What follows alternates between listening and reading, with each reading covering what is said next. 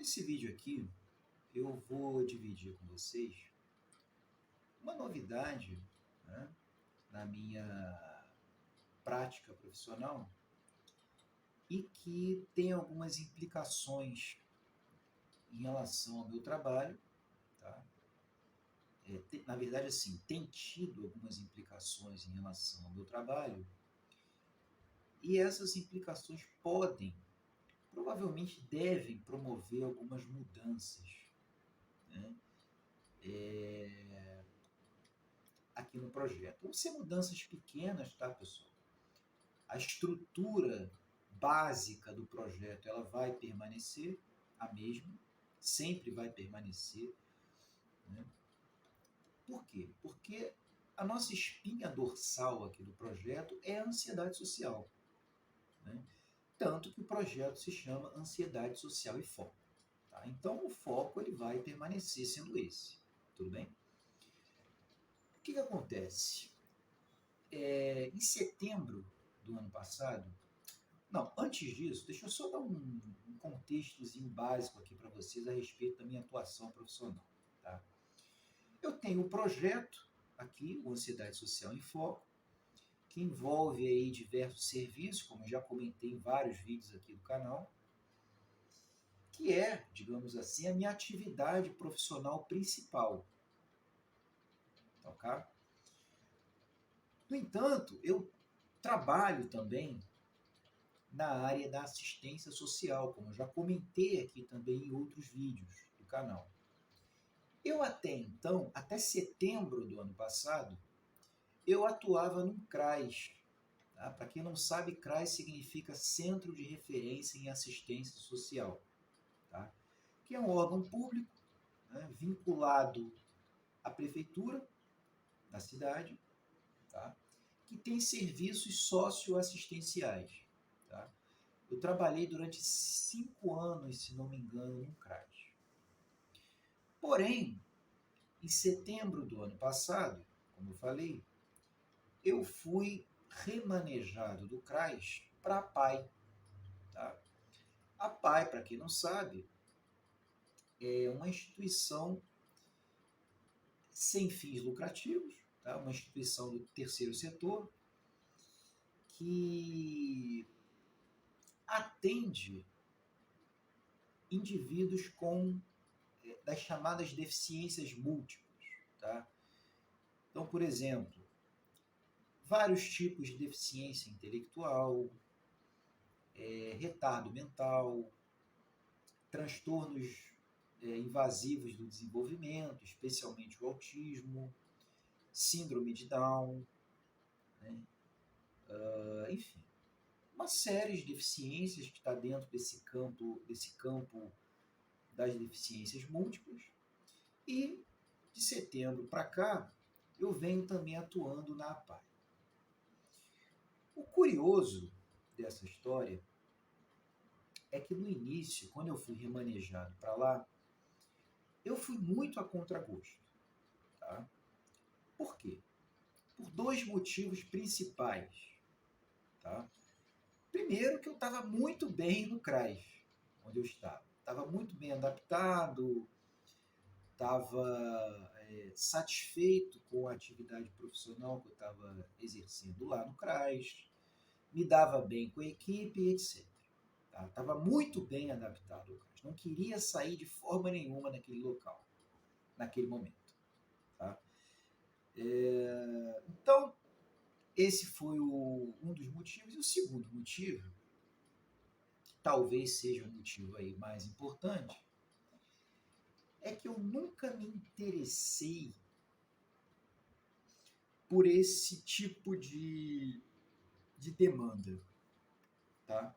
Nunca me interessei por esse tipo de demanda. Então, transtornos do desenvolvimento, transtornos do espectro autista, deficiências múltiplas, enfim. É um tema que eu sempre, entre aspas, que eu sempre fugi dentro da psicologia. Eu nunca atendi esse tipo de público, única e exclusivamente pela falta realmente de afinidade, pela falta de interesse por esse tipo de demanda. Tá?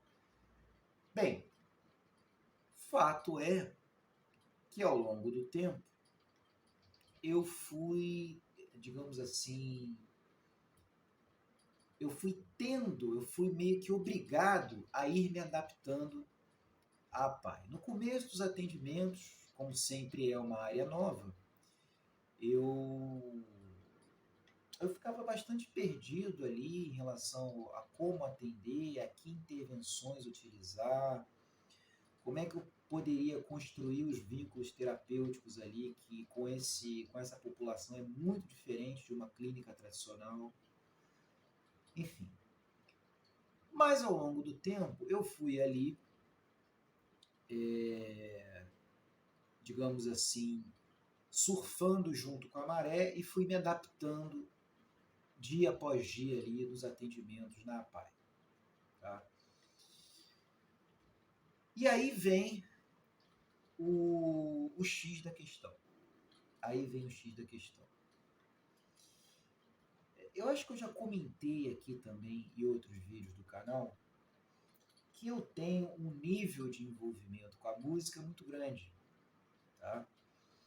Então, assim, eu toco violão, né? Eu tento tocar violão, toco assim por hobby, tá? Uma coisa básica, mas o meu nível de envolvimento com a música ele é muito grande. E aí que eu descobri o campo da musicoterapia. Meio que por acaso. Foi meio que por acaso. Se não me engano, assisti um vídeo no YouTube sobre isso, uma live do professor Gatino, Gustavo Gatino, para quem não conhece aí, é uma das principais referências no campo da musicoterapia, se não me engano, uma referência mundial. Ele é professor assistente de uma universidade lá na Dinamarca, tá? E é um cara que, além de ser um profissional excelente, ele tem uma didática excelente também. Tá? Enfim, eu fui tateando a musicoterapia até que eu fui me envolvendo cada vez mais com a musicoterapia, fui me aproximando desse campo, que é um campo novo de trabalho, e a partir das leituras fui descobrindo que a musicoterapia é uma prática baseada em evidências, que faz parte aí, ela é considerada aí uma terapia complementar, né, das práticas em saúde, mas ela é uma terapia, né, uma forma de terapia baseada em evidências, especialmente para o público autista ou para o público com algum tipo de deficiência, né, o que a gente chama na sigla de PCD, né, pessoas com deficiência. Tá? E ela tem um amplo corpo na literatura de evidências de eficácia para essa população. Então, o que eu fiz? Eu simplesmente uni o útil ao agradável. Né?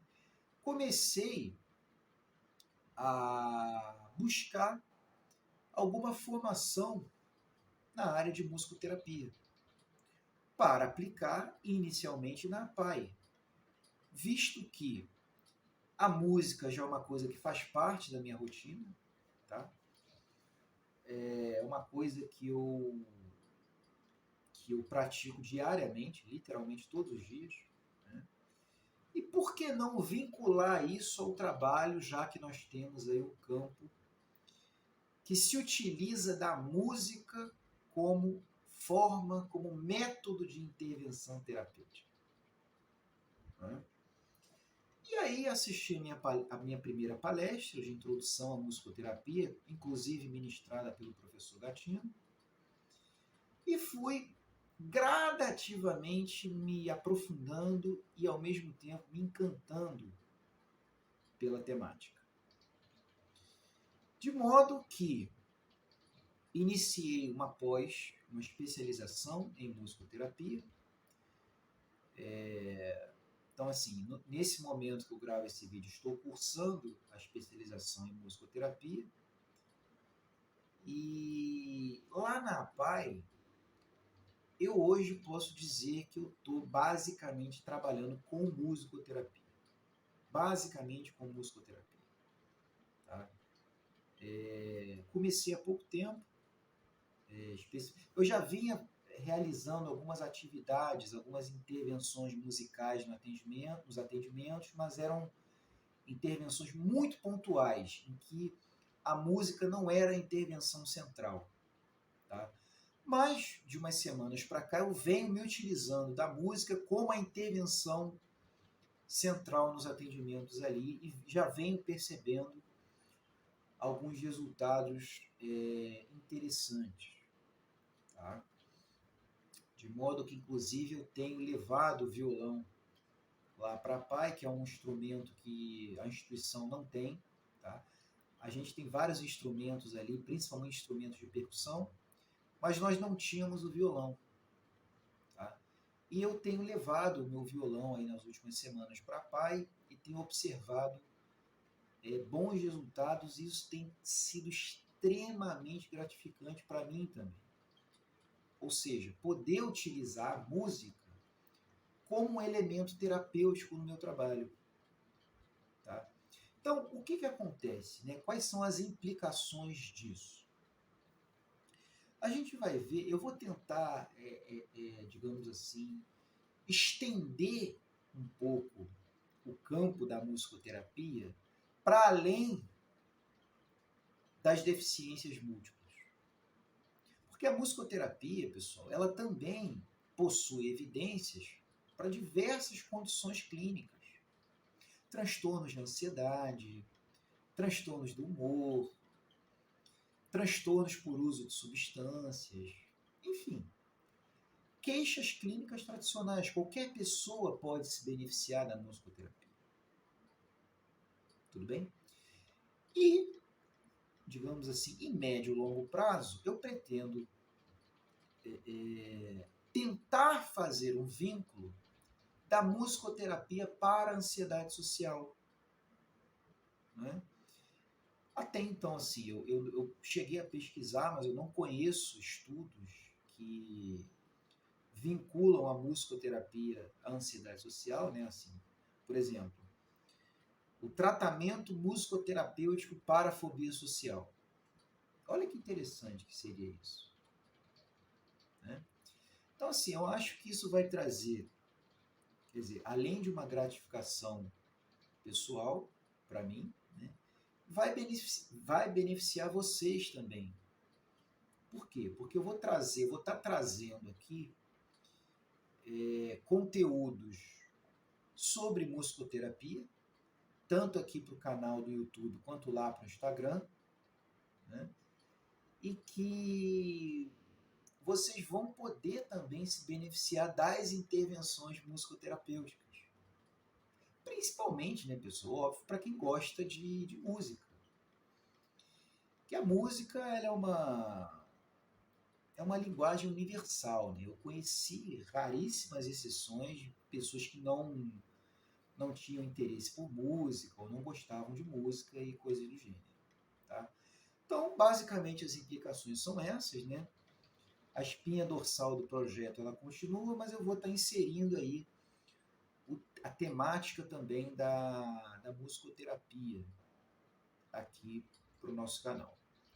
E eu gostaria muito de ter um feedback aqui de vocês, o que vocês acharam desse tema, né? Se vocês já tinham ouvido falar, por exemplo, de musicoterapia, se vocês já leram alguma coisa a respeito, e se vocês têm interesse em que eu, de fato, torne esse conteúdo de musicoterapia um conteúdo recorrente aqui do canal, que ele comece a integrar o nosso projeto aqui.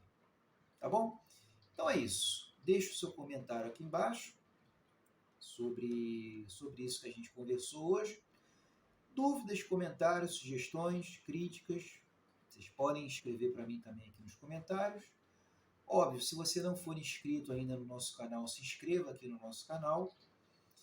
E se puder também compartilhe aqui o nosso vídeo. Então é isso, gente. Um abraço e até o próximo vídeo.